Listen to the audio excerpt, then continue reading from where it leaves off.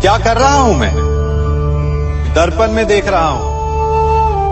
आप लोग भी प्रतिदिन देखते होंगे, परंतु प्रतिदिन अपना मुख देखने के बाद भी उस पर लिखी एक बड़ी सीख देखना भूल जाते हैं। अब आप कहेंगे कैसी सीख?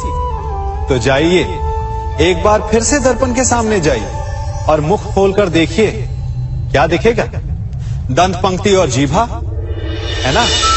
अब विचार कीजिए, दंत जन्म के पश्चात आते, एक नहीं 2 बार आते, परंतु मृत्यु से पूर्व नष्ट हो जाते हैं। और जीभा जन्म पहले से होती है, परंतु मनुष्य के मृत्यु के पश्चात भी उसके अस्तित्व में रहती है ना आश्चर्य की बात?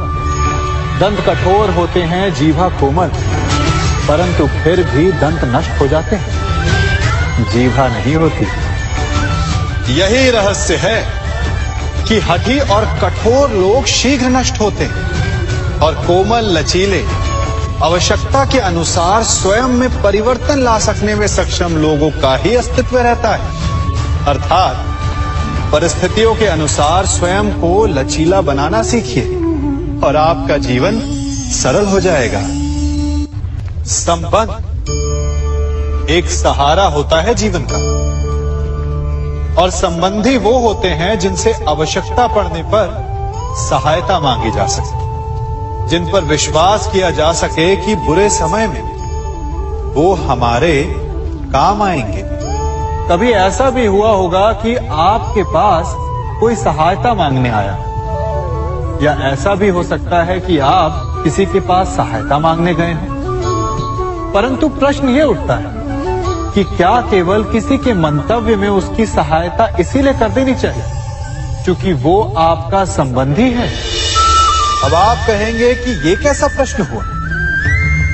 तनिक सोचिए, एक अस्त्र बनाने वाला जब अस्त्र बनाता है तो ये अस्त्र किसको देना है उसका अधिकार उसी के पास होता है। वो चाहे तो ये अस्त्र किसी को भी दे सकता है, वो एक सैनिक को भी दे सकता है या एक डाकू को भी, और यही अस्त्र 2 भिन्न कार्य कर सकती है। यदि डाकू के हाथों में आ गई तो उसका भय दिखाकर वो लोगों को लूटेगा, निरपराधों का रक्त बहाएगा। सहायता करने वाले की भी अवस्था ऐसी ही होती है। इसलिए किसी की सहायता करने से पूर्व ये विचार कर लेना आवश्यक है कि किसे क्या, कब और कितनी सहायता देनी चाहिए कि उसका दुरुपयोग ना हो। यदि आपकी सहायता से कोई अधर्म हुआ तो उसके उत्तरदायी आप ही होंगे। जीवन में कई बार ऐसे अवसर आते हैं कि आप लोगों से मिलने जाते हैं और उनसे कुछ आकांक्षाएं भी रखते हैं, और कई बार जीवन में ऐसे अवसर भी आते हैं कि लोग आपसे मिलने आते हैं। इसलिए अतिथियों का सम्मान करने से पूर्व सदा कुछ बातों को स्मरण रखना आवश्यक होता है। यदि कोई आपके पास मिलने आता है तो उसके 3 कारण हो सकते हैं। पहला कारण होता है भाव, दूसरा अभाव और तीसरा प्रभाव। तो जैसा अतिथि उसको वैसा ही सम्मान दे। यदि आपके पास कोई भाव से आए तो उसे केवल आपका प्रेम चाहिए, आपका सानिध्य चाहिए, और यदि कोई अभाव में आया तो उसकी उतनी सहायता अवश्य करें जितना आप करने में सक्षम हो, परंतु इतनी अधिक भी ना करें कि वो उस सहायता का दुरुपयोग कर बैठे। और यदि कोई प्रभाव में आया तो स्वयं पर अभिमान ना करें, क्योंकि कभी ना कभी जीवन में आप भी भाव, अभाव और प्रभाव के चक्रव्यूह में फंस सकते हैं।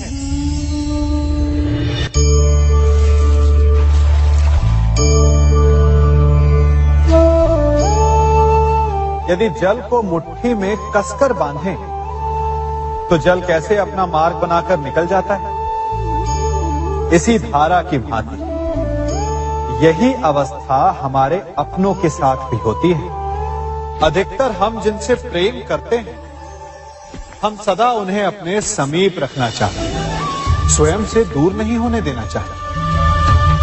चिंता करते हैं, भय खाते हैं कि कहीं उनके साथ या उनसे कुछ बुरा घटित ना हो जाए, और ऐसे में हमारे अपने ही हमसे दूर हो जाते हैं, ठीक मुट्ठी में बंधे जल की भांति। इसलिए जिनसे आप प्रेम करते हैं, उन्हें स्वतंत्र कर दीजिए, उनकी सोच को स्वतंत्र बनने दीजिए, उन्हें अपने मार्ग स्वयं ढूंढने दीजिए, क्योंकि आप सदा उनके साथ उन्हें मार्ग दिखाने के लिए नहीं रहने वाले। इसलिए अपनों के साथ अवश्य रहें, परंतु उन्हें बांधे नहीं।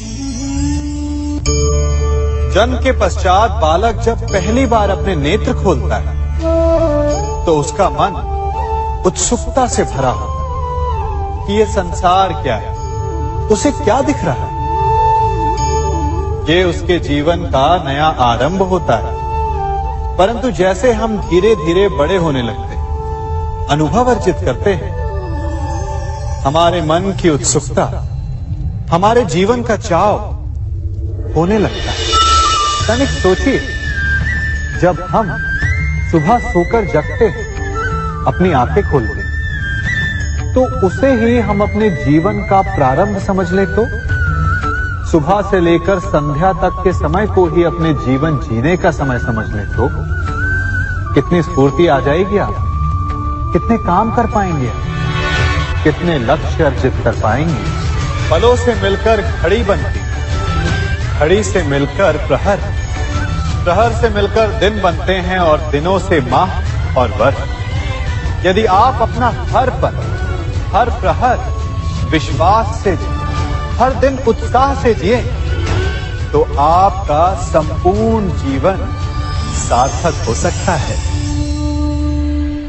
मनुष्य अपना जीवन विश्वास पर जीता है, परंतु विश्वास किसका? तनिक सोचिए, किस पर विश्वास है आपको? महापुरुषों की कही बातों पर, ग्रंथों में लिखे ज्ञान पर, माता पिता की सीख पर, या मित्रों के दिए गए निर्देशों पर, या फिर मेरी कही बातों पर? ये सब विश्वास अपूर्ण है जब तक आपको स्वयं पर विश्वास ना हो। यदि विश्वास करना है तो पहले अविश्वास करने के विज्ञान को भी सीखना चाहिए। आप किसी की बातों पर विश्वास न करें, आप अपने मन से पूछें, अपनी अंतर आत्मा से प्रश्न करें, और जो उत्तर मिलेगा वही सबसे उचित होगा। जब आप अपने मन, अपनी अंतरात्मा पर विश्वास करना सीख जाएंगे, तो नीति ज्ञान सब आपके भीतर से स्वतः उमड़ेगा। और यदि आप स्वयं पर ही विश्वास ना कर पाए, तो धर्म ग्रंथों में लिखे श्लोक, महापुरुषों की वाणी, माता पिता की सीख या मित्रों का निर्देश कोई भी लाभ नहीं दे पाएगा। एक पिता होने के नाते आप अपनी संतान के लिए क्या करते हैं? उसके लिए बहुत सारी सुविधाएं जुटाते, बहुत सारा धन कमाते है ना? और क्या आपको ऐसा लगता है कि यही उचित है आपकी संतान के लिए? इस पंछी को देख रहे हैं, ये भी संतान को जन्म देता है, उन्हें पालता है, पोसता है, उड़ना सिखाता है और भोजन का प्रबंध भी करना सिखाता है। परंतु उनके बड़े हो जाने के बाद उनके लिए अलग से घोंसला नहीं बनाता। क्यों? क्योंकि यदि इसने संतान को सब कुछ करके दे दिया, तो संतान क्या करेगी? वो अपनी संतान को तब तक भोजन कराता है जब तक उसकी संतान स्वयं भोजन का प्रबंध करने में सक्षम नहीं हो जाती। और उसका लाभ यह मिलता है कि उसी की भांति उसकी संतान आत्मनिर्भर बनती है। इसलिए अपनी संतान को उतनी ही सुविधाएं दें जितनी आवश्यक है। मोह को त्यागें। आपका उनसे मोह उन्हें कभी आत्मनिर्भर नहीं बनने देगा। अपनी संतान को कर्म करना सिखाइए। यदि आपकी संतान कर्म करना सीख गई तो वो धन स्वयं कमा लेगी। और यदि वो आलसी अकर्मण्य बन बैठे तो आपके संचित धन का भी नाश कर देगी।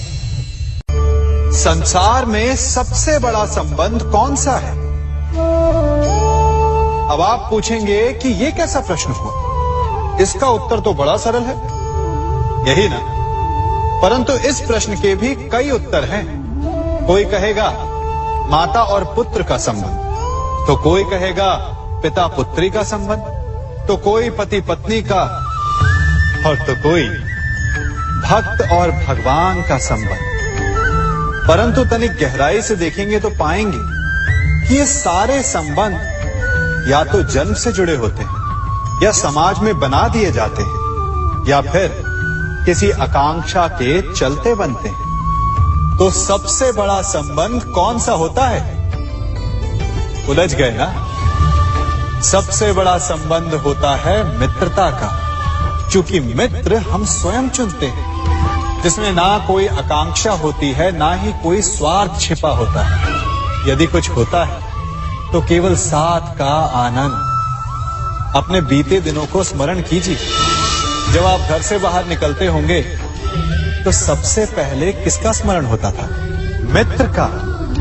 परंतु जैसे जैसे मनुष्य बड़ा होता जाता है, सफल होता जाता है, मित्र छूटते जाते हैं। और फिर वो अपनी आय, अपने जीवन के स्तर के अनुसार मित्रता करने लगता है। उसके मन में ये विचार आ जाता है कि मित्रता बराबरी वालों से ही होनी चाहिए। यही सोच अनुचित है, क्योंकि मित्रता बराबर वालों से नहीं होती, मित्रता हमें बराबर करती है। इसलिए नए मित्र अवश्य बनाइए, परंतु अपने पुराने मित्रों को भूलिएगा मत।